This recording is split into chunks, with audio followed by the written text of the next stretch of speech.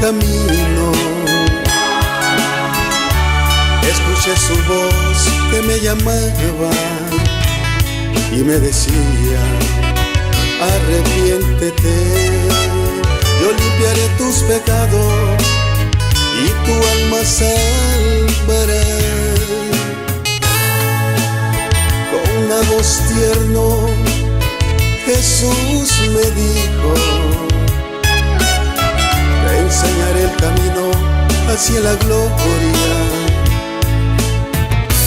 para tu tranquilidad, hacia la felicidad, donde tu alma ya no sufras más.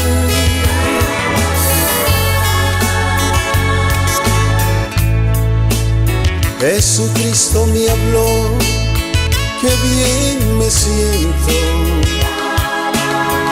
con su sangre lavó todo mi cuerpo, mis pecados ya limpió, mi alma la purificó. Solamente pienso en ti, Señor.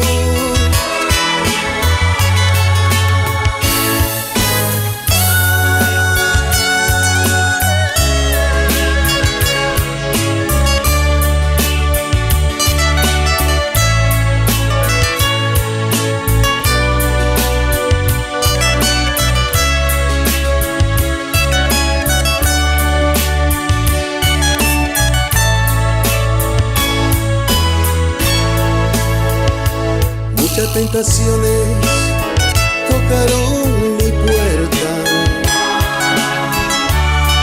y yo dije: no entrarán, porque tengo a mi Señor, Él es mi Salvador, siempre me protegerá. El Cordero de Dios a mí me dijo: si tienes fe te salvarás y tendrás tranquilidad, también la felicidad, y a la gloria llegarás.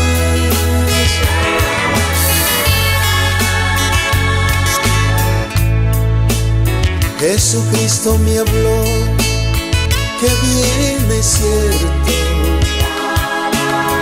con su sangre lavó todo mi cuerpo, mis pecados ya limpió, mi alma la purificó. Solamente pienso en ti, Señor.